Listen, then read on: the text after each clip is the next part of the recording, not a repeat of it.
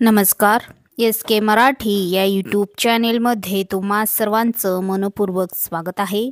तर मित्रांनो, आधार कार्ड धारकांसाठी नवीन नियम. आता फक्त हे 4 कागदपत्रेच होतील मान्य.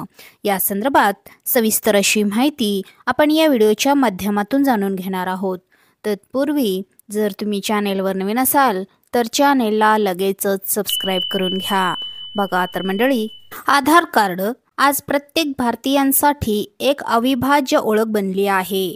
बँक खाते उघडण्यापासून ते सरकारी नोकरींचा लाभ घेण्यापर्यंत आणि अगदी मुलांच्या शाळेतील प्रवेशापर्यंत प्रत्येक ठिकाणी आधार आवश्यक आहे. त्यामुळे तुमच्या आधार कार्डमधील कोणतीही माहिती चुकीची असल्यास ती वेळेवर अपडेट करणे अत्यंत महत्त्वाचे आहे.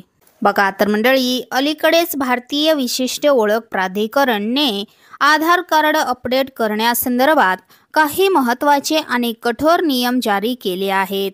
या नवीन नियमानुसार आता आधारमध्ये बदल करण्यासाठी केवळ काही विशिष्ट कागदपत्रेच स्वीकारले जातील, तर अनेक जुनी कागदपत्रे रद्द करण्यात आली आहेत. डेटाची अचूकता आणि सुरक्षा वाढवण्यासाठी हा महत्त्वपूर्ण निर्णय घेण्यात आलेला आहे. बघा तर मंडळी, अपडेटसाठी आता फक्त 4 कागदपत्रेच ग्राह्य. या संदर्भात आपण सविस्तर बघूया. UIDAIच्या नव्या नियमानुसार आता आधार कार्डमध्ये पत्ता, जन्मतारीख, लिंग, मोबाईल नंबर किंवा ईमेल ID अपडेट करायचा असल्यास फक्त 4 प्रकारची कागदपत्रे स्वीकारले जातील. या कागदपत्रामध्ये पासपोर्ट, पॅन कार्ड, मतदान ओळखपत्र आणि केंद्र किंवा राज्य सरकारने जारी केलेले फोटो असलेले सेवा ओळखपत्र याचा समावेश आहे. यापूर्वी रेशन कार्ड, बँक पासबुक, वीज पाण्याची बिले किंवा शाळा कॉलेजचे ओळखपत्र यासारखी अनेक कागदपत्रे वैध मानली जात होती, परंतु आता ती यादीतून वगळण्यात आली आहेत. याचाच अर्थ असा की जर तुमच्याकडे या 4 पैकी कोणतेही वैध कागदपत्रे नसेल तर आधी ते तयार करून घ्यावे लागेल. त्यानंतर तुम्ही आधारमध्ये कोणताही बदल करू शकाल. बघा तर मंडळी, जुनी कागदपत्रे का वगळली या संदर्भात आपण सविस्तर बघूया. UIDAIने स्पष्ट केले आहे की हा बदल डेटाची सुरक्षा सुनिश्चित करण्यासाठी आणि फसवणूक रोखण्यासाठी करण्यात आला आहे.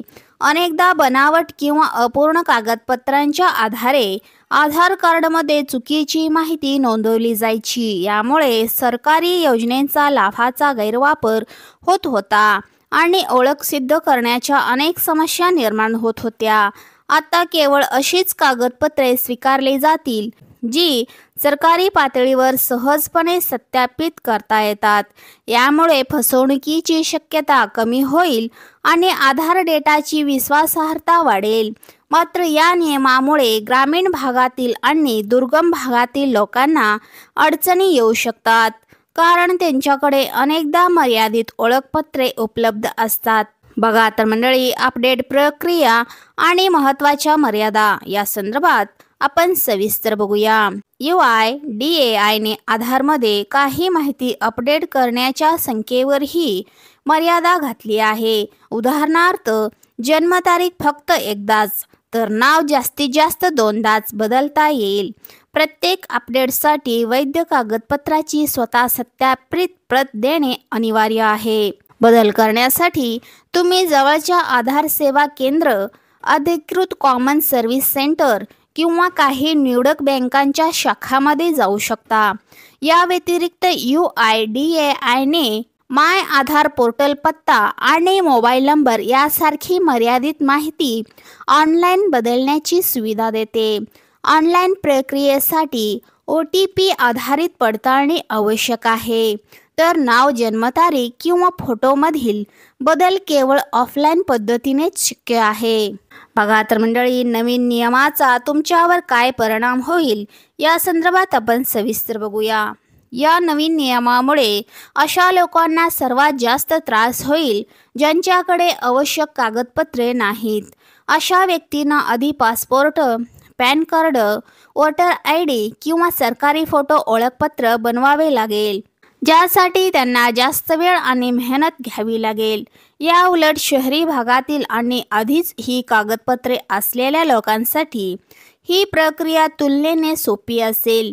UIDAIचा विश्वास आहे की हा बदल दीर्घकाळात फायदेशीर ठरेल। यामुळे आधार डेटाची अचूकता आणि सुरक्षा सुनिश्चित होईल आणि सरकारी योजनांचा लाभ योग्य आणि गरजू लोकांपर्यंत पोहोचेल। चला तर मंडळी, अशाच महत्त्वपूर्ण बातम्यांच्या अपडेट्ससाठी व्हिडिओला लाईक करून चॅनेलला सबस्क्राईब करून घ्या। भेटूया पुढच्या व्हिडिओमध्ये। धन्यवाद।